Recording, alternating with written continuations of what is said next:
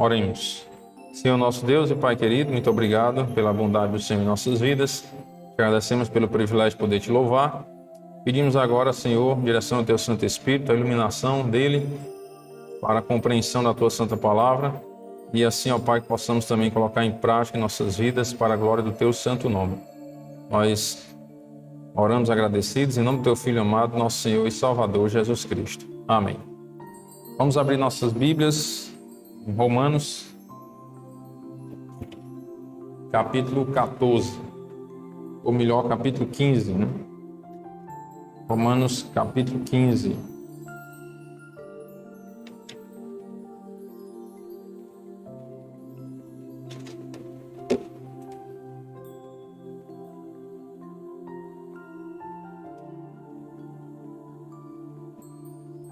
Romanos, capítulo 15.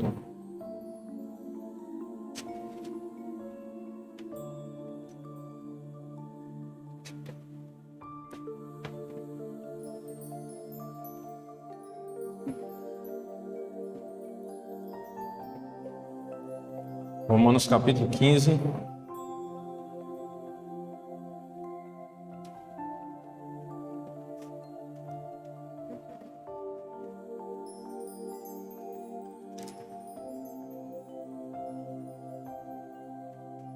Diz assim a palavra do Senhor. Ora, nós que somos fortes devemos suportar as debilidades dos fracos e não agradar-nos a nós mesmos. Aqui o apóstolo Paulo, ele está advertindo a igreja com relação àqueles que são mais fortes na fé, suportar as debilidades dos fracos, aqueles que não atingiram a certa maturidade espiritual. Capítulo 14 nós falamos também sobre isso, né? E capítulo 15, Paulo inicia dando um lembrete de que os que são mais fortes na fé têm que suportar as debilidades dos fracos e não agradar-nos a nós mesmos. Isso quer dizer o quê? Que aqueles que são mais fortes na fé, muitas vezes eles têm que abrir mão de algumas coisas para ajudar os que são mais fracos na fé a crescer na fé. Nós temos que ter um certo cuidado, nós não sabemos, né, às vezes diferenciar quem é mais forte ou quem é mais fraco na fé. Né? Geralmente eu costumo dizer que aquele que acha que é forte é o mais fraco, né? Porque nós, quando pensamos estar em pé, temos que ter cuidado para ver se não cai. A Bíblia diz, quem pensa estar em pé, veja que não caia. Então nós não podemos jamais, né, bater no peito e dizer eu sou forte na fé. Não sei. Pode ser que eu seja o mais fraco de todos. Então, nós temos que pedir a Deus sabedoria, maturidade e humildade para suportar os mais fracos. Não estou dizendo aqui quem é forte ou quem é fraco, mas você, eu, nós, na nossa comunhão com Deus, nós podemos pedir a Deus sabedoria para tentar entender como funciona isso e assim termos um certo cuidado para não ficarmos só querendo agradar a nós mesmos, fazer somente a nossa vontade. Algumas vezes temos de abrir mão de algumas coisas em favor dos nossos irmãos, para que eles possam prosseguir na fé e assim na caminhada cristã. Temos que ter um certo cuidado para não confundir e achar que isso quer dizer que suportar as debilidades dos fracos é no sentido de o irmão pode pecar à vontade, não tem nenhum problema, porque ele é fraco na fé, então ele pode pecar e está tudo certo, não precisa ser tratado, a gente não pode repreender o irmão porque ele é fraco na fé. Se a gente repreender, pode ser que ele se afaste do evangelho. Cuidado, porque não é isso que o texto quer nos ensinar, certo? Porque se fosse assim, Mateus capítulo 18 não precisaria ter sido escrito, que fala da disciplina eclesiástica. Então, quando se peca contra um irmão, tem que ser tratado o pecado. E se for um pecado público, lá em 1 Coríntios capítulo 5, trata também como é que deve ser tratado. O apóstolo Paulo deixa bem claro lá. Se for um pecado público, não precisa consultar a igreja, não. Já pode definir a disciplina daquele irmão e ele fica afastado um tempo da igreja para que ele possa se recuperar e entender que ele não pode dar mau testemunho para o nome de Cristo, para o Evangelho. Então há casos e casos. Por isso que pedimos sabedoria a Deus para entender como agir, certo? Porque cada caso é um caso. Tem que ser analisado segundo a luz das Escrituras e a Bíblia tem padrões para se tratar cada caso, dependendo de como acontece, né? Tem até aquele exemplo lá de tempo de Salomão, que é interessante como ele julgou aquelas duas mulheres que estavam naquela contenda sobre a criança, né? Ah, é minha, não sei o que, a criança é minha. E aí, como é que ia tratar aquilo, né? E Deus deu sabedoria a Salomão como resolver aquilo. As duas? Pois tá bom, traga a criança e a espada, né? Vamos partir no meio, dar metade para um e para outro. Aí, pois tá bom, então pode partir. E a outra, não parta não. Pode entregar para outra. Aí Salomão disse, opa, aquela que não queria a morte do menino é a mãe. Ó, sabedoria dada por Deus, né? O pastor Zé até conta que uma vez usou isso lá na escola, né? Quando ele trabalhava lá, me fazendo confusão por causa de uma bola. É minha. Aí ele, traga aqui. Fez do mesmo jeito. Eu vou cortar no meio a metade de um e do outro. Aí fizeram igual a mulher, corta. E o outro, não corte não. Então é sua. Né? Aquele que queria que cortasse é porque não era dele. Não é dele, então pode cortar, né? Então é interessante como Deus dá sabedoria para os seus servos tomar as decisões.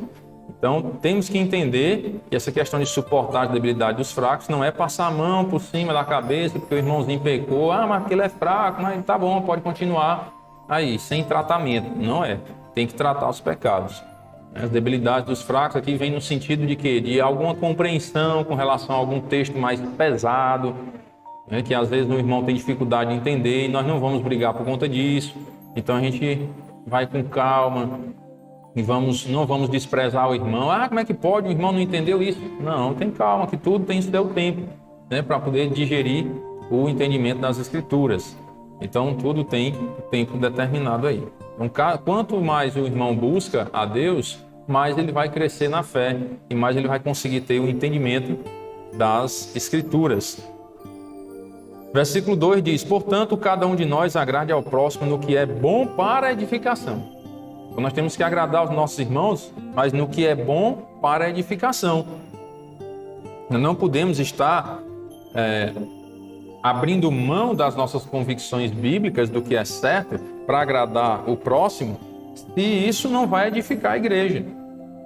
E aí o exemplo é esse que eu já falei e vou repetir, a questão de pecado. Não, o irmão pecou, então para eu não desagradar ele, eu não vou falar nada.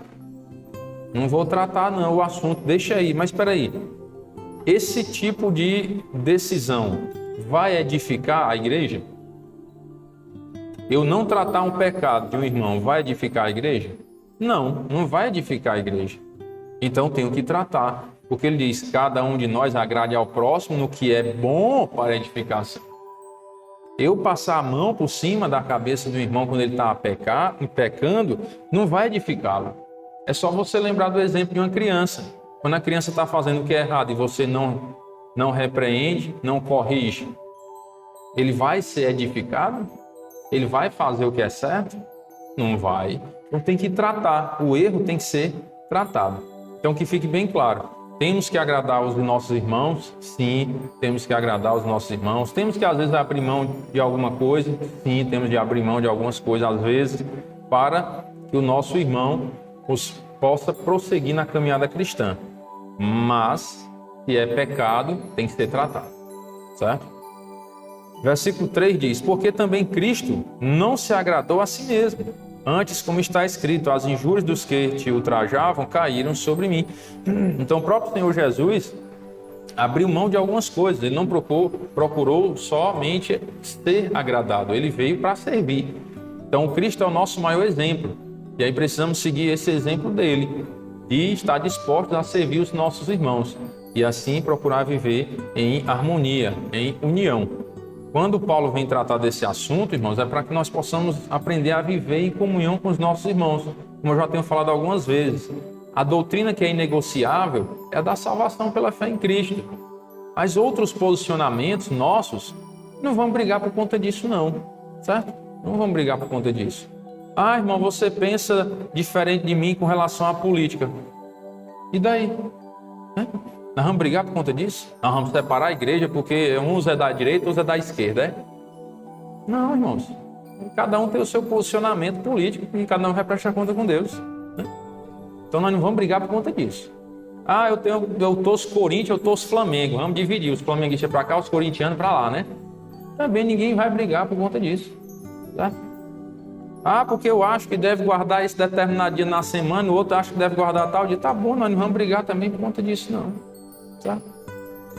Agora, com relação à salvação pela fé, aí é outra história. Ah, irmão, eu creio que a salvação é pelas obras. Agora não dá, né? Aí já desse jeito já não dá a gente andar junto. Dá se você aceitar que a salvação, abrir mão dessa doutrina, porque como é que um que crê que a salvação é pela fé vai conseguir andar junto, né? Com um que crê que a salvação não é só pela fé, precisa das obras. Aí já é outra história. Mas se os dois creem que a salvação é única e exclusivamente pela fé em Cristo, tá tudo certo. O restante a gente vai... Ah, irmão, porque eu acho que a igreja tem que ser pintada de branco. O outro, não, eu acho bonita é verde. O outro, não, eu acho bonita é amarelo. Nós vamos dividir a igreja então. Bota ali uma parede branca, outra amarela, outra verde, né? Aí os que gostam de verde, sentam do lado do verde. E vai brigar por conta disso, certo? Temos que ter maturidade para suportar essas coisas. É isso que Paulo vem dizendo, olha, vamos suportar uns aos outros, vamos procurar agradar uns aos outros. E aí às vezes nós temos de abrir mão de algumas coisas, certo? A gente não vai avacalhar também, pintar a igreja toda colorida, né? Cada parede de uma cor, não, né? Então tem que ter maturidade e discernimento para essas coisas. Como eu falei para vocês, teve um devocional que nós fizemos aqui, e o autor do devocional disse que já soube casos de igreja que se dividiram por causa do local onde se colocar o piano. A igreja se dividiu. Porque tinha pessoas que queriam o piano num lugar e outras pessoas queriam no outro lugar. E brigaram por conta disso. Irmãos, isso é infantilidade. Infantilidade. Para resolver o problema é só tirar o piano então. Pronto, não tem mais confusão com o piano, tira, né? Mas vamos brigar por causa de um piano, onde é que coloca o piano? Não pode. São essas coisas que Paulo diz, não adianta, vamos viver em paz, né? Desde o capítulo 14 ele vem tratando sobre essas coisas. E aí a gente tem que ter maturidade para entender isso. Versículo 4 diz, pois tudo quanto outrora foi escrito para o nosso ensino foi escrito, desde o Antigo Testamento. Tem pessoas que desprezam o Antigo Testamento, viu? Se dizem crentes e desprezam o Antigo Testamento, isso que é coisa do passado. O Antigo Testamento já foi, passou, agora é só o novo. Pois tudo quanto outrora foi escrito para o nosso ensino foi escrito, a fim de que pela paciência e pela consolação das Escrituras tenhamos esperança. O Antigo Testamento era o que estava escrito na época que Paulo estava escrevendo Romanos, não é? O Novo Testamento não estava escrito ainda. Então, quando ele vem citar um escrito, que outrora foi escrito, é o Antigo Testamento. E no Antigo Testamento já falava da esperança. Só com base no Antigo Testamento a pessoa já pode ter a esperança de vida eterna. Só no Antigo Testamento. Então, alguns estudiosos até defendem a ideia de que o Novo Testamento é a interpretação do Velho. Tem algumas coisas no Antigo Testamento que você fica assim meio sem entender. Aí quando vem para o Novo Testamento você entende. Então, o Novo Testamento é a interpretação do Antigo Testamento. Então, você precisa só de um? Não, precisa dos dois. Os dois são a palavra de Deus. E aí, irmão, mas só com o Antigo Testamento eu já poderia ser salvo? Sim. Só com o Novo também posso ser salvo? Sim. Mas já que a Bíblia tem os dois, então os dois são a palavra de Deus completa. Por que eu vou pegar só um testamento e desprezar o outro? Se os dois são a palavra de Deus. Se eu desprezar um dos testamentos, eu estou desprezando a palavra de Deus. Não posso. Então tenho que acreditar em toda a Escritura. E por que a Bíblia foi escrita? Para o nosso ensino. Para o nosso ensino. Então, se eu quero aprender alguma coisa sobre Deus, quero aprender alguma coisa sobre a eternidade, eu preciso da Escritura. E aí tem um propósito, o escrito das Escrituras, a fim de que, pela paciência e pela consolação das Escrituras, o inicial maiúsculo com referência à palavra de Deus, tenhamos esperança, a esperança da vida eterna, da salvação da nossa alma. Então, por meio da Bíblia, tanto o Antigo como o Novo Testamento, nós podemos ter a esperança da salvação. Ora, o Deus da paciência e da consolação vos conceda o mesmo sentir de uns para com os outros, segundo Cristo Jesus. Então nós temos que nos colocar no lugar dos outros. O Deus da paciência e da consolação vos conceda o mesmo sentir uns para com os outros. Nós temos que ter paciência com os nossos irmãos também. Temos que nos colocar no lugar uns dos outros. Porque às vezes, irmãos, julgar os outros é muito fácil. Já o irmão poderia ter feito assim, mas você estava no lugar dele? Ah, irmão, era para ter feito, era desse jeito. Você estava lá no lugar dele naquela hora? Às vezes a gente só aponta, né? E é muito fácil apontar. Muito fácil julgar. Dizer que o fulano de tal errou. É muito fácil. Difícil é estar no lugar daquela pessoa e tomar a decisão certa na hora. Porque às vezes você é pego de surpresa. E às vezes, quando passa a situação, você mesmo fica pensando, ah, rapaz, eu podia ter resolvido com essa palavra, mas na hora não veio na sua mente. Isso pode acontecer com qualquer um de nós. E a gente vai fazer o quê? Às vezes já passou, não tem mais não tem como voltar atrás no tempo. Então tem coisas, irmãos, que a gente tem que se colocar no lugar da outra pessoa, para que a gente não venha julgar uns aos outros de forma errada e pecar com isso. Temos que pedir a Deus sabedoria. E muitas vezes, irmão, nós temos que ficar calados, refletindo, principalmente no quesito julgar as pessoas. Apontar o dedo, se fez certo ou fez errado. Não, fulano está acertou, fulano está errou. Antes de apontar, pare, pense, reflita, medite, peça sabedoria a Deus. Porque às vezes, tomando essas decisões de forma precipitada, nós podemos pecar e tomar decisões erradas. Então temos que ter esse mesmo sentir uns para com os outros, segundo Cristo Jesus, segundo Ele nos deu o exemplo, para que concordemente e a uma voz glorifiqueis ao Deus e Pai de nosso Senhor Jesus Cristo. Quando você se coloca no lugar da outra pessoa para tentar sentir a mesma dor, colocando no lugar dela, você vai acabar glorificando a Deus, porque você vai refletir mais sobre aquela decisão, o que você vai dizer, e aí você vai ser mais prudente no que decidiu, no que julgar. Então você vai glorificar a Deus com isso.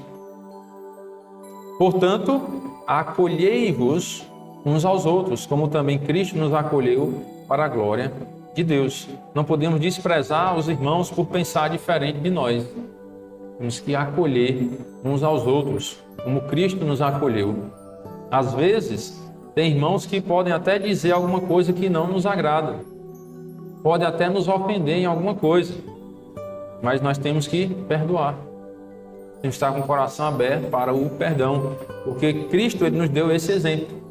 Será que nós fizemos tudo o que agradava a Ele antes dele morrer por nós? Não. Mas Ele nos acolheu. E mesmo depois da morte dele, nós ainda fazemos coisas que não o agradam. Mas Ele nos acolhe. Quando nós nos arrependemos e nos chegamos a Ele arrependidos, Ele nos acolhe para a glória de Deus. Então devemos fazer o mesmo. Acolher os nossos irmãos. Errou, cada um de nós pode, não é que nós devemos não, viu? O verbo dever e o verbo poder tem significado diferente. Podemos até errar, mas não devemos errar. Mas podemos, pode acontecer de nós errarmos. Temos que ter a humildade de reconhecer o nosso erro, segundo a luz das Escrituras. Está lá na Bíblia, eu agi de forma errada, aí você me prova, segundo a Bíblia, que eu estou errado. Então eu tenho que baixar minha cabeça e me arrepender, pedir perdão. Porque se segundo a Bíblia eu errei, eu tenho que me arrepender do meu pecado. E assim, quem foi ofendido tem que estar disposto a acolher, a perdoar. Assim como Cristo também nos acolheu e nos perdoou. Versículo 8 diz: digo, pois, que Cristo foi constituído ministro da circuncisão em prol da verdade de Deus, para confirmar as promessas feitas aos nossos pais. E para que os gentios glorifiquem a Deus por causa da sua misericórdia, como está escrito: por isso eu te glorifiquei entre os gentios e cantarei louvores ao teu nome. Então Cristo ele foi constituído ministro ali da circuncisão, ele vem para dar a salvação aos judeus, mas também aos gentios. Porque nós vimos que a circuncisão é da carne ou do coração? Do coração. Quais são os filhos de Abraão? São os da circuncisão ou da fé? Da circuncisão na carne ou na fé? Na fé. Os da fé e que são filhos de Abraão. Então Cristo ele veio para trazer essa filiação, fazer com que as pessoas por meio da fé se tornassem filhos de Abraão pela fé. E assim tivessem acesso à salvação. Tanto os judeus como os gentios. Ou seja, o povo não judeu. Os judeus são os descendentes de Abraão, Isaque e Jacó. E os gentios são os que não são descendentes de Abraão, Isaque e Jacó. Então, para que os gentios glorifiquem a Deus por causa da sua misericórdia. Então, os gentios também podem glorificar a Deus. De que forma? entregando suas vidas a Ele, entregando suas vidas a Cristo. Então como é que nós glorificamos a Deus? Entregando a vida a Cristo. Porque por meio de entregar a nossa vida ao Senhor Jesus, Deus é glorificado com isso. Versículo 10 diz, e também diz, alegrai-vos, ó gentios, com o seu povo. E ainda, louvai ao Senhor, vós todos os gentios, e todos os povos o louvem. Também Isaías diz, haverá a raiz de Jessé, aquele que se levanta para governar os gentios. Nele os gentios esperarão. Então Cristo, ele não morreu só pelos judeus. Cristo morreu também pelos gentios. Diz, alegrai-vos, ó gentios. Povo que não é judeu. Alegrai-vos com o seu povo. Então os gentios, eles agora, em Cristo, eles podem se alegrar com os judeus. Porque agora fazem parte do povo de Deus, tanto judeus como gentios. E aí Paulo diz, e ainda, louvai ao Senhor, vós todos os gentios, e todos os povos. Todos os povos devem louvar ao Senhor. Às vezes, acontece muito uma certa crítica com relação aos crentes, porque o pessoal diz assim, quando um crente erra, aí diz assim, olha, tá vendo os crentes? E é porque é crente, né? Como se o crente não fosse ser humano. Como se o crente ele fosse Deus e ele não pode errar em nada. Tem uma coisa, se o crente respirar errado, pronto. Ah, tá vendo? É porque é crente. Mas quem é que deve louvar o Senhor? São só os crentes? Todos os povos. Louvai ao Senhor, vós os gentios, e todos os povos o louvem. Então, do meio de todos os povos, deve sair louvor a Deus. Todos os povos devem entregar a vida a Cristo. E aí é muito fácil, né? Às vezes apontar o dedo para um crente e dizer, os crentes fazem isso. Teve uma vez um cabo meio rebelde já, né? Não vou dizer quem é. O cabo chegou para mim e disse assim, rapaz, os crentes não prestam não. Tem assim a meia dúzia, do resto presta para nada. Aí eu disse a ele, por que tu não se torna crente e dá exemplo como é que um crente deve viver? Né? Já que você está julgando todos os crentes, que os crentes não prestam para nada, então se converta, se torna um crente e dê exemplo, cara. Como é que um crente deve ser? Também ele tem uma viola no saco, né? Tem o que dizer, porque o cara nem crente quer ser e quer julgar os outros. Mas como é que funciona isso? É muito fácil julgar, né? Ele não sabe que os crentes são o alvo principal do inimigo. Ele não sabe disso. Ele não tem o conhecimento da palavra de Deus. Por que, irmão? Você está dizendo que os crentes são o alvo principal do inimigo? Porque o inimigo quer derrubar os crentes para envergonhar o nome de Deus. Os que não são crentes já estão lá, né? Do lado dele. Então, não está muito preocupado não, porque já estão perdidos. Não estou julgando religião nenhuma, não estou falando de religião não. O crente é o que entrega a vida a Cristo. Independentemente de religião. Entregou a vida a Cristo é crente. Certo? Então, se a pessoa não é crente, então o inimigo não está muito preocupado não. Já está lá no caminho dele. Já acha bom que já está lá. Aí o inimigo vai atacar quem? Os crentes. São o alvo principal do inimigo, são os crentes, que é para ele derrubar os crentes, envergonhar o evangelho, e aí o inimigo depois dizer, olha, tá vendo? Tá vendo como é? Ele não te segue não, Deus. Não viu que o Satanás foi acusar até Jó diante de Deus, não foi? Ó, o teu servo Jó lá, tá? Não, Senhor, mas também ele te serve porque você abençoa as coisas dele, ó. O inimigo é tão sagaz, ele não procura uma desculpa, né? Imagine nós, irmão, Jó, que era um homem íntegro, reto, temente a Deus, desviava do mal, ainda foi acusado pelo diabo. O diabo ainda quis tentar ele, e tentou, né? Imagine nós. Quem de nós será que Deus chegou a dizer ao diabo, tá vendo o meu servo lá, em Mombasa? Servo íntegro, reto, temente a Deus, desvia do mal? Quem de nós? Eu não me arrisco a dizer, né? Mais fácil Deus ter dito assim, tá vendo aquele meu servo Rogério ali? Rapaz, só a graça, viu? A misericórdia de Deus na vida dele, né? Porque nós somos fracos, nós não podemos jamais nos comparar a Jó. E ainda foi tentado. Imagine nós. Então as pessoas quando criticam os crentes, é porque era crente fez isso. Ele não sabe, né? Exato. Ele não sabe da luta espiritual que nós enfrentamos. Ele não sabe. É muito fácil apontar o dedo e julgar. Agora eu quero ver se converter e dar exemplo de crente. Aí eu quero ver se realmente vai fazer isso. Por isso que nós precisamos tentar a cada dia fugir, né, da aparência do mal, para que Deus seja glorificado em nós. Versículo 12 diz, também Isaías diz, né, haverá a raiz de Jessé. A raiz de Jessé é uma referência ao Filho de Deus, ao Senhor Jesus Cristo, porque ele vem da descendência de Davi, e Jessé era o pai de Davi. Aquele que se levanta para governar os gentios. Então, Jesus, ele não vai ser Senhor apenas dos judeus, mas também dos gentios. Nele, em Cristo, né, a raiz de Jessé, os gentios esperarão. Nós esperamos em Cristo. Versículo 13 diz, e o Deus da esperança vos enche de todo gozo e paz no vosso crer, para que sejais ricos de esperança no poder do Espírito Santo. Qual a riqueza que nós temos que procurar nesse mundo?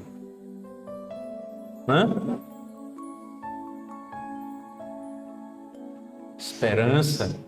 Ricos de esperança. Irmão, então não precisa mais trabalhar, né? Estou dizendo isso não.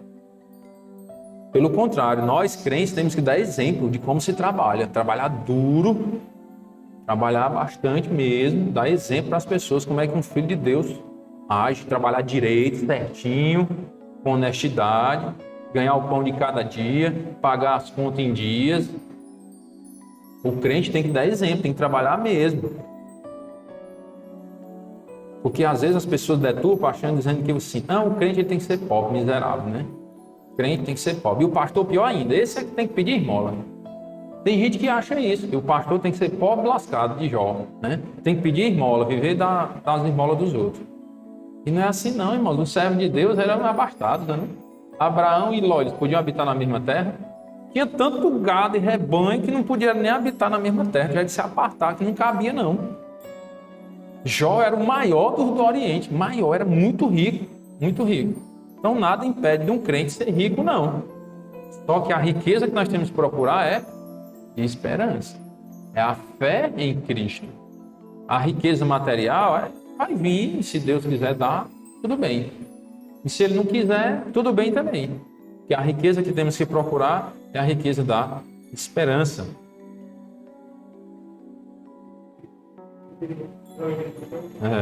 Que a esperança nos encha, né? O Deus da esperança nos enche de todo gozo e paz no vosso crer. Será que o nosso trabalho está nos dando alegria e paz? Já parou para pensar nisso? Será que nós não estamos nos atarefando tanto com as coisas do mundo que está nos perturbando, tirando a nossa paz, tirando a nossa alegria? O Deus da esperança nos enche de paz, de alegria, né? Gozo é alegria no vosso crer, para que sejais ricos de esperança. Cuidado, irmãos, porque às vezes a nossa busca incansável por bens materiais, elas nos tiram a esperança da eternidade e vão nos dando só esperanças para esse mundo e acabam tirando de nós a paz que Deus quer nos dar. Muito cuidado com isso. Temos que nos vigiar. Quando eu falo isso, não estou falando só para os irmãos, não é para mim também. E como os irmãos sabem, que eu falei ontem, né? Não tem só um trabalho, não. Um trabalho só aqui na igreja, não. Tem vários trabalhos.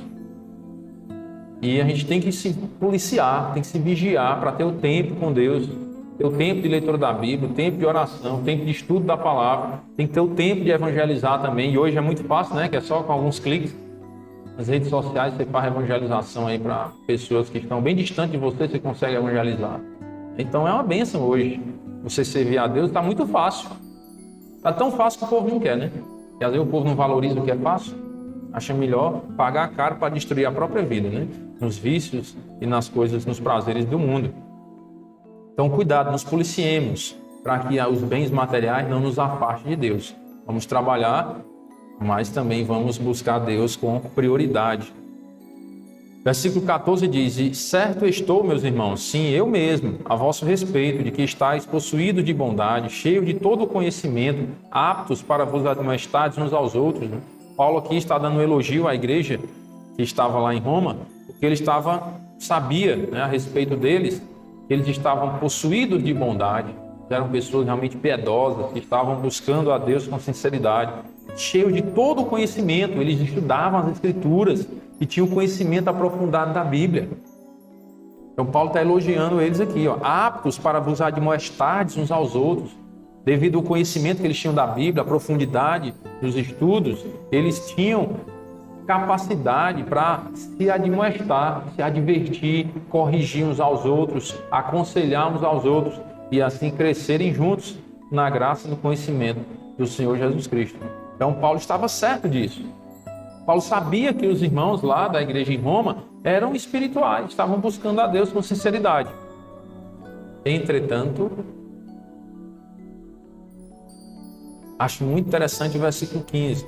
Eles, entretanto, a conjunção adversativa, né? Eu sei que vocês são espirituais, estão buscando a Deus, têm conhecimento para se admoestar, se corrigir. Entretanto, vos escrevi em parte mais ousadamente, como para vos trazer isto de novo à memória, por causa da graça que me foi outorgada por Deus. Mesmo os irmãos em Roma sendo já consagrados, mas Paulo trazia a lembrança que eles tinham que permanecer daquela forma. E aí onde vem, irmão, às vezes que eu me lembro quando você às vezes vai pregar um texto que já pregou antes. Alguns irmãos, às vezes, que se acham muito espirituais, de novo o pastor vai pregar nesse texto, basta, já ouvi a mensagem desse texto aí, não sei quanto, perdi foi as contas. Paulo, está aqui a advertência dele. Olha, eu sei, irmãos, vocês são espirituais, mas eu estou escrevendo em parte mais ousadamente para vos trazer, como para vos trazer isto de novo à memória. Às vezes nós ouvimos uma pregação em um capítulo da Bíblia, irmãos, e daqui a um ano precisamos ouvir de novo. É para trazer aquilo à memória, porque é algo essencial, algo importante. E sabe o que é uma das mensagens que eu acho muito importante? João capítulo 3. Muito importante.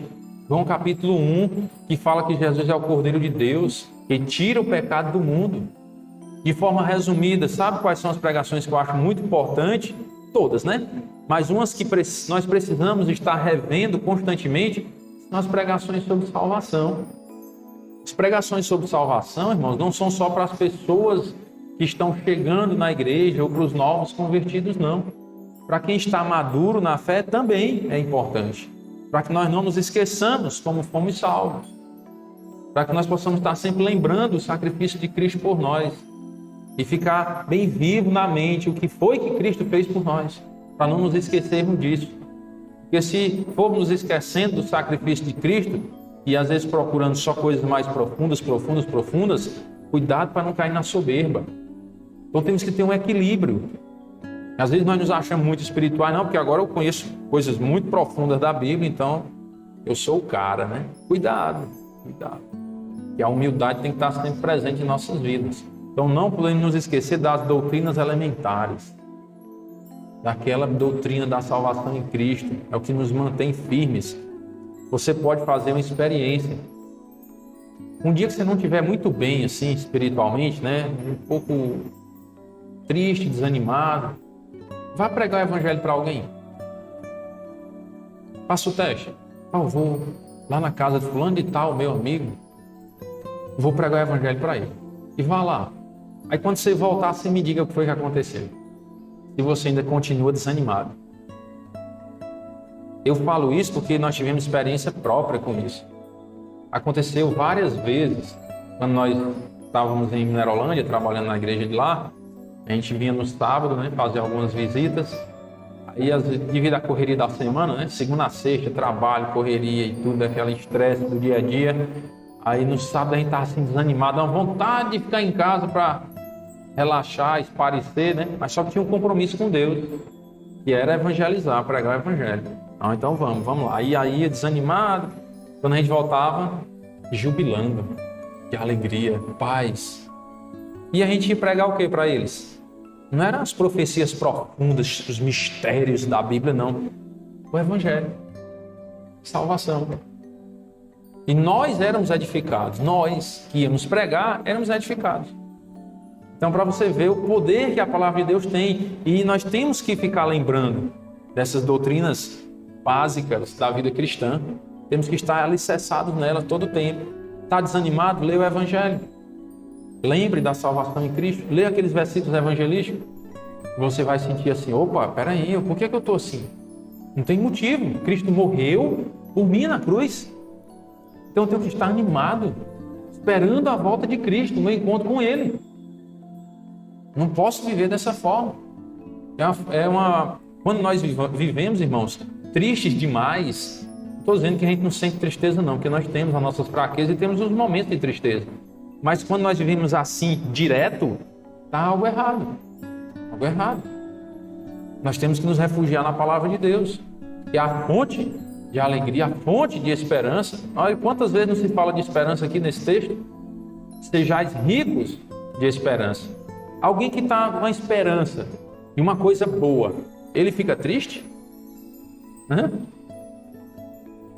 Não fica. Então como é que nós temos a esperança da salvação e da vida eterna e vivemos triste a vida toda? Só reclamando, só maldizendo, que tudo está ruim, nada presta. Que esperança é essa que nós vivemos? Então precisamos rever essas doutrinas, né? Por isso que Paulo diz, entretanto vos escrevi em parte mais ousadamente, como para vos trazer isto de novo à memória, por causa da graça que me foi outorgada por Deus, para que eu seja ministro de Cristo Jesus, entre os gentios, no sagrado encargo de anunciar o Evangelho de Deus, de modo que a oferta dele seja aceitável, uma vez santificada pelo Espírito Santo. Tenho, pois, motivo de gloriar-me em Cristo Jesus nas coisas concernentes a Deus. Paulo, ele não se gloriava nele mesmo, ele se gloriava em Cristo, por causa do que Cristo fazia por intermédio dele. Ele se gloriava nisso, não nele, na pessoa dele, mas na obra de Cristo feita na vida dele. Como Deus usava ele na sua obra para pregar o Evangelho aos gentios. Porque não ousarei discorrer sobre coisa alguma, senão sobre aqueles que Cristo fez, aquelas coisas que Cristo fez por meu intermédio, para conduzir os gentios à obediência por palavra e por obras. Tá vendo? Ele ficava alegre, né? E se gloriava por causa das coisas que Cristo fazia por intermédio dele, aos gentios, salvando os gentios. Ele podia conduzir os gentios à obediência, à fé. Era nisso que Paulo se gloriava, porque Cristo estava usando ele para alcançar os gentios. Por força de sinais e prodígios, pelo poder do Espírito Santo, né? De maneira que desde Jerusalém, circunvizinhantes até o Ilírico, tenho divulgado o Evangelho de Cristo. É interessante que naquela época havia esses sinais e prodígios que precisavam ser feitos. Por quê? Que aí é onde pessoas hoje acham que esses sinais e prodígios também devem estar presentes hoje. Os pastores têm que ter poder de expulsar um demônio, têm que ter poder de fazer milagres, né? De curar. Eu acho engraçado que esses pastores que andam dizendo aí que tem esse poder de cura, no culto manda as pessoas levantar, né? Você está na cadeira de roda, vai, levante agora e ande. Aí pega um de um lado, outro do outro, acaba todo se tremendo, quase não se levanta, né? Está aqui, ele está curado. Eu acho engraçado que quando Jesus curava, ele levanta e anda. E a pessoa andava. Diz que de um salto, né? Tem uma das curas que diz que deu de um salto, ele saiu andando. Aí as curas de hoje tem que pegar um do lado e do outro ainda e o cabo fica lá, quase que não se levanta. E esses pastores tão poderosos de hoje, que dizem que tem esse poder de curar, fazem esses cultos milagrosos e tudo, e por que eles não foram curar o povo de Covid? Por que o poder deles não alcança o Covid, não? Porque se tem tantos pastores aí poderosos para curar de enfermidades, podiam ter saído nos hospitais com o manto sagrado, né? Tem o negócio do manto sagrado que vai passando assim, o povo caindo, não sei por quê. Será que está muito fedorento e o povo cai anestesiado? Né? Não sei, né? Mas passa com um manto, um paletó lá e o povo tudo caindo. Por que não vai com esse manto sagrado lá no hospital e cura o povo de Covid? Só cura dentro da igreja? Que poder é esse? Né? Então, enganadores. Segundo o que nós estudamos na Bíblia, nós entendemos isso. Eu entendo isso. São enganadores. Porque se eu tivesse esse poder de cura, irmãos, eu teria ido no hospital salvar essas pessoas. Tanta gente sofrendo, né? Nos hospitais, com enfermidades aí tão sérias. E aí eu tendo esse poder, eu não ir lá curar as pessoas? Seria orgulho meu guardar esse poder só para mim, né? E aí por que eu não vou? Porque eu não tenho esse poder de cura. Não tenho, então eu não vou. Então o que é que eu faço? Eu oro.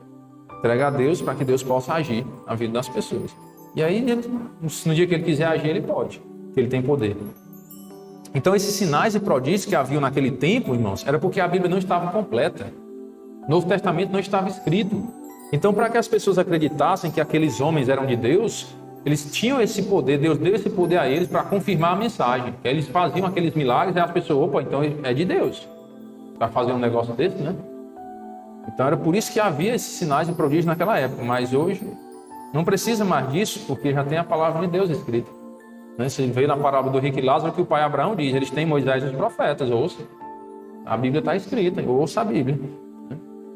Se bem que naquele tempo só tinha o Antigo Testamento, mas ali já é um exemplo de que a salvação é por meio da palavra de Deus. Você tem que conhecer a Bíblia, não ressuscitar dos mortos, e aí as pessoas vão se converter. Né? Versículo 20 diz, esforçando-me deste modo por pregar o Evangelho, não onde Cristo já for anunciado, para não edificar sobre fundamento alheio. E aqui onde nós nos baseamos para ensinar os irmãos que quando você está evangelizando, você bateu numa porta lá, e aí vai evangelizar a pessoa diz, não, eu já sou crente. Opa, pois Deus te abençoe, meu irmão. E vai para frente. Não vai dizer que vai à igreja, que tu congrega. Não, a igreja falando, tá, não, lá ensina isso aqui errado, ó, tá aqui, ó, tá errada essa doutrina que eles ensinam lá. Não faça isso. Certo? Não tem o aval da igreja bíblica em Mombaça para fazer isso, não. Você bateu numa porta lá, a pessoa disse que já é crente, graças a Deus por isso, deixa ela quieta. Não vai perturbar a cabeça dela, não. Vai para outro canto, procurar alguém, ó, onde Cristo não fora anunciado, para não edificar sobre fundamento alheio. Se a pessoa já é crente, então alguém já evangelizou ela, deixa ela prestar conta com Deus, certo? Não vamos perturbar ninguém. Vamos atrás das pessoas que não conhecem Cristo ainda. Versículo 21 diz, antes, como está escrito, hão de vê-lo aqueles que não tiveram notícia dele, e compreendê-los que nada tinham ouvido a seu respeito. O comentarista aqui, o John MacArthur, fala que esse texto é literalmente falando sobre a segunda vinda de Cristo, mas se aplica também às pessoas de hoje, né? Aplicando de uma forma mais ampla, se aplicam às pessoas hoje que não tinham visto Cristo ainda.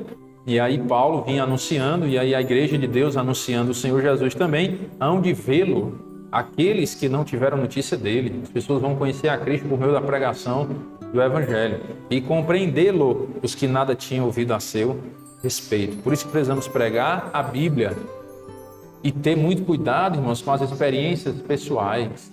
Às vezes tem gente que vê uma doutrina ensinada na Bíblia, mas diz, não, então já desmentiu a Bíblia, né? Mas você diz, isso aqui está escrito na Bíblia. Não, mas já disse não, você já está querendo desmentir a Bíblia. Mas eu tive uma experiência pessoal que aconteceu isso comigo, num sonho. Então, aí você vai ter que decidir no que é que você realmente crê, né? Se é na Bíblia ou se é no seu sonho. É simples assim, né? Então tem que ter muito cuidado, irmãos, porque às vezes as coisas emocionantes, que às vezes nós achamos interessantes demais, podem ir bater de encontro com a Bíblia e contra a palavra de Deus. E aí nós temos que decidir o que nós queremos seguir. Tem muitas coisas interessantes. Na época que eu trabalhava de vendedor, numa cidade aí, tinha um cliente lá que sempre trazia algum questionamento da Bíblia. E eu abria a Bíblia e mostrava a ele. Ó, tá aqui. Não dava com a Bíblia no carro? Tá aqui, ó. O que é que a Bíblia diz? Abra sua Bíblia, capítulo tal, versículo tal. A Bíblia diz. Ele disse, não, mas olha aqui como é interessante. Aí ele vinha com um livrinho lá da religião, que eu não vou dizer quem é, né? Pode ser testemunho de alguma coisa, né? Aí ele vinha com um livrinho lá e dizia, ó, mas aqui como é interessante o que o livro diz. Aí eu digo, cara, mas nem tudo que é interessante é de Deus, né? Esse é o problema. Porque o que é de Deus é a Bíblia. Aí ele vivia perturbado, sabe, com esses ensinamentos que tinha lá. E eu disse para ele um dia, digo, olha, enquanto você não crê na Bíblia unicamente como verdade absoluta, você vai viver perturbado. Porque existe muita coisa interessante no mundo, meu amigo, que não é de Deus. Mas é muita coisa interessante, demais. Mas não é de Deus. Então, se você quer sair dessas perturbações, busque a Bíblia, creia nela somente como palavra de Deus e pronto, siga a sua vida. Versículo 22 diz, essa foi a razão porque também muitas vezes me senti impedido de visitar-vos. Mas agora, não tendo já campo de atividade nestas regiões, desejando há muito visitar-vos, penso em fazê-lo quando em viagem para a Espanha, pois espero que de passagem estarei convosco e para lá seja por vós encaminhado, depois de haver primeiro desfrutado um pouco a vossa companhia. Mas agora estou de partida para Jerusalém. Aqui Paulo vai contar mais os planos dele, né? que ele queria fazer, estava planejando fazer. Estava de partida para Jerusalém, a serviço dos santos, né, dos que haviam crido em Cristo, porque, explicativo, aprove a Macedônia e a Acaia levantar uma coleta em benefício dos pobres dentre os santos que vivem em Jerusalém. Então, lá na Macedônia e na Acaia, eles tinham levantado uma oferta, né, uma oferta, para Paulo levar para os irmãos lá em Jerusalém, aqueles que estavam passando necessidade, né, os irmãos pobres dentre os santos que viviam em Jerusalém. Isto lhes pareceu bem e mesmo lhes são devedores. Porque se os gentios têm sido participantes dos valores espirituais dos judeus, devem também servi-los com bens materiais. Então nós gentios somos devedores aos judeus. Então Paulo está querendo trazer isso para que a igreja gentia, vamos dizer assim, tenha essa consciência de que nós precisamos abençoar o povo judeu, principalmente nossos irmãos judeus. Temos que abençoar a nação inteira. Por isso nós oramos pela paz de Jerusalém. E a Bíblia ensina, né? Orai pela paz de Jerusalém, sejam próximos os que te amam. Salmo 122:6. Se nós temos que orar pela paz de Jerusalém, temos que orar muito mais pela igreja em Jerusalém. Ou seja, os salvos que habitam lá em Israel, os salvos judeus, convertidos judeus. Temos que orar pelo bem deles, pelo crescimento espiritual. E o que se estiver ao nosso alcance, servi-los com bens materiais. Irmão, como é que eu vou servir aos judeus com bens materiais? É enviando oferta para eles. Oferta, dinheiro para eles. Então, se a igreja entra num acordo e quer enviar uma oferta para os irmãos de Jerusalém, tem como enviar sim. E aí manda-se uma oferta para eles, abençoar o povo judeu. Deus se agrada disso, será? Com certeza, com certeza. Porque Deus usou aquele povo para nos abençoar, com a Bíblia e o Salvador, que é Jesus. Então nós podemos retribuir um pouco disso, abençoando os nossos irmãos judeus com bens materiais, dando oferta para eles. Podemos orar por eles, podemos também contribuir com os salvos lá em Jerusalém, em Israel. E aí Paulo continua dizendo, tendo, pois, concluído isto e havendo-lhes consignado este fruto, né, depois que Paulo fosse lá, os planos de Paulo eram em Jerusalém e tudo, e depois que ele fizesse isso, passando por vós, irei à Espanha. Então, no retorno, quando ele estivesse voltando, da Macedônia a cá, ele ia para Jerusalém, depois ia voltar, passar lá em Roma e depois ir para Espanha, né? E bem sei que ao visitar-vos irei na plenitude da bênção de Cristo. Rogo-vos, pois, irmãos, por nosso Senhor Jesus Cristo e também pelo amor do Espírito, que luteis juntamente comigo nas orações a Deus a meu favor. Então Paulo estava pedindo aqui orações a ele, para que eu me veja livre dos rebeldes que vivem na Judéia. Tinha pessoas que estavam perseguindo Paulo, porque ele apoiava antes o ensinamento judaico, né? E agora, depois da conversão dele, ele passou a ser perseguido. Então ele estava pedindo oração para que fosse livre dos rebeldes que vivem na Judéia e que este meu serviço em Jerusalém seja bem aceito pelos santos, né? Os irmãos pudessem recebê-lo bem lá.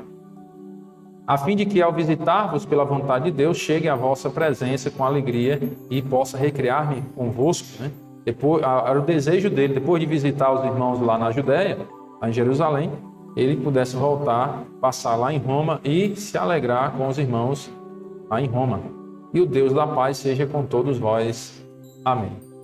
Então, irmãos, que nós possamos aprender da palavra do Senhor e entender que nós precisamos buscar viver em paz com os nossos irmãos, buscando crescimento espiritual, buscando uma comunhão realmente estreita, evitando confusões, divisões na igreja, para que possamos lutar juntos pela fé evangélica que uma vez foi entregue aos santos. Amém? Vamos orar. Senhor nosso Deus e Pai querido, muito obrigado pela Tua palavra que nos dá lições maravilhosas, nos ensina, Pai, como devemos viver a vida cristã em busca da glória do Teu santo nome, querendo sempre glorificar o Senhor, bendizer ao Senhor e para que o Senhor seja exaltado em nossas vidas. Pedimos as bênçãos do Senhor para o retorno aos lares, cada um dos irmãos e irmãs possam voltar em paz, guardados e protegidos por Ti, ó Pai. Entregamos nossas vidas em Tuas mãos, pedimos uma semana de vitória sobre o mal, sobre o pecado, e que possamos, ó Pai, próximo final de semana, retornarmos para juntos adorarmos ao Senhor e aprendermos da Tua santa palavra. Nós oramos em nome do Teu Filho amado, nosso Senhor e Salvador, Jesus Cristo. Amém. Irmãos, boa noite a todos, Deus abençoe. Lembrando, dia 18, sábado, é o culto e ação de graça no aniversário da igreja, às 19 horas, e às 18h30 a ceia. Bom? Deus abençoe a todos.